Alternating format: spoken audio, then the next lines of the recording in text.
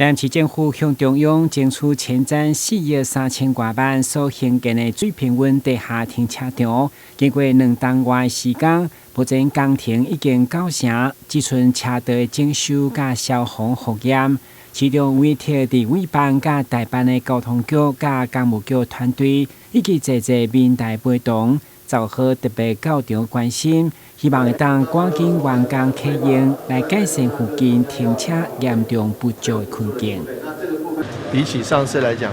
工程更完善，电力系统也、机电系统也都完备了。那我们希望说赶快能够来开幕，能够让提供这个周边的民众一个适当的一个地方，那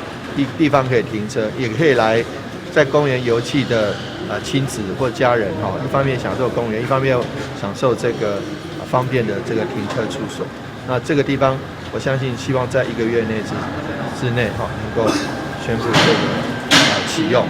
是设立的地下停车场，因为考量顶面公园的景观甲日照条件，所以伫4边造型拢留开口，互自然采光嘛增加通风。完工以后，预计增加362个汽车位甲102个机车位。3月底若取得使用执照，预计4月初清明连假会当开放停车。交局日后嘛委外营运建立智慧停车的相关设备，会用市长因应前瞻建设伫台南的成效，就是停车场甲社会主体，因为这都是咱所需要。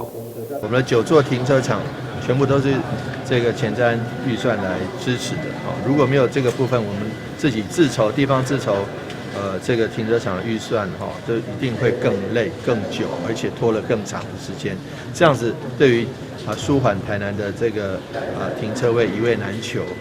或是舒缓或疏解台南的交通就没有帮助。所以前瞻计划在对台南最大的帮助，第一个是交通建设，停车场的空间。第二个当然有很多的部分是我们的社会住宅，这正好都是台南市所需要的。第一户的台南市的社会住宅就是在我的任内动工，现在已经有7000户，有的即将在今年底、明年初完工，有的是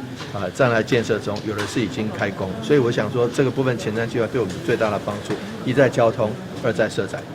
为达到城市幸福，就是好停车的目标。市府已经争取到9座停车场，包括水平稳等3座，拢将伫今年完工启用。今日新闻，阮子采访报道。